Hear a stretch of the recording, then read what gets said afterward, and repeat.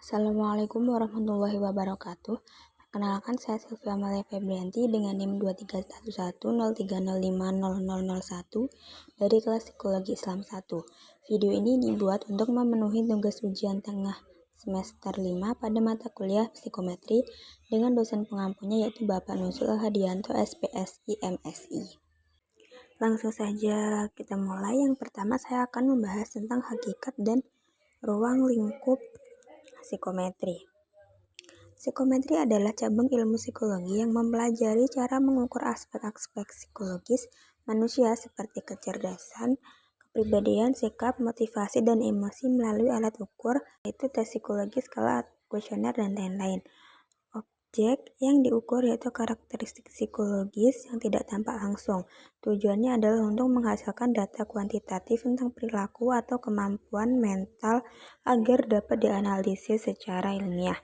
Sedangkan fungsinya adalah untuk membantu psikolog menilai individu secara objektif, membandingkan antar individu, serta merancang intervensi atau keputusan yang tepat. Contoh penerapannya dalam dunia pendidikan, misalnya pada tes minat bakat untuk memilih jurusan. Kalau pada dunia kerja, misalnya pada tes kepribadian dan potensi kerja saat rekrutmen. Sedangkan pada penelitian sosial untuk mengukur skala stres, kecemasan, atau kepuasan hidup. Intinya, psikometri adalah ilmu pengukuran dalam psikologi yang berperan penting untuk memahami manusia secara ilmiah. Berikutnya yaitu sejarah dan perkembangan psikometri. Carl Spearman pada 1863 sampai 1945 adalah pionir dalam psikometri yang memperkenalkan teori dua faktor kecerdasan tahun 1904. Ia membedakan faktor umum G yang mendasari semua kemampuan mental dan faktor khusus S yang berkaitan dengan kemampuan spesifik tertentu. Selain itu, Spearman juga mengembangkan skor pengukuran yang melekat pada ide teori tes klasik atau Classical Test Theory (CTT). CTT memandang skor tes sebagai gabungan antara skor murni atau true score dan skor kesalahan atau error score. Fokusnya adalah pada total skor yang diperoleh seseorang dari tes tersebut. Ada juga teori respon butir atau item response theory (IRT) berkembang sebagai jawaban atas keterbatasan CTT. IRT fokus pada analisis jawaban per item dan peluang jawaban benar terkait kemampuan individu menggunakan pendekatan probabilistik.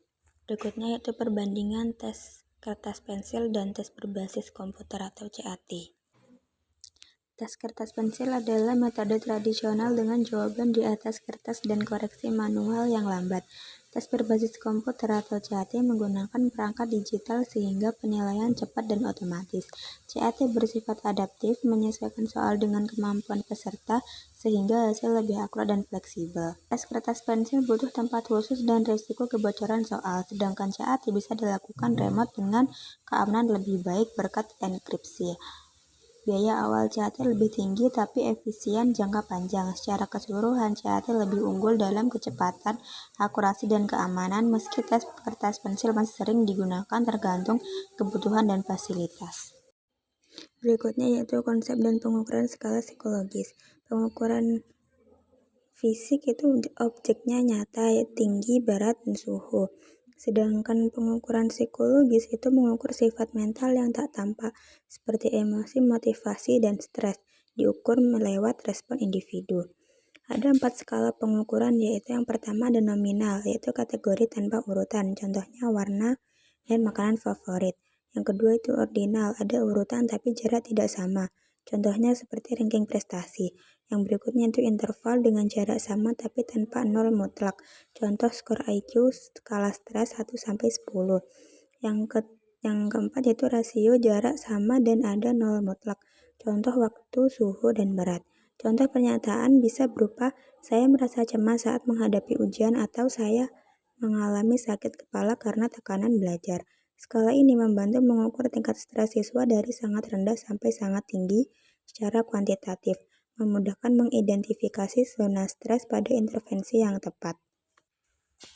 Yang berikutnya yaitu konsep dan faktor reliabilitas.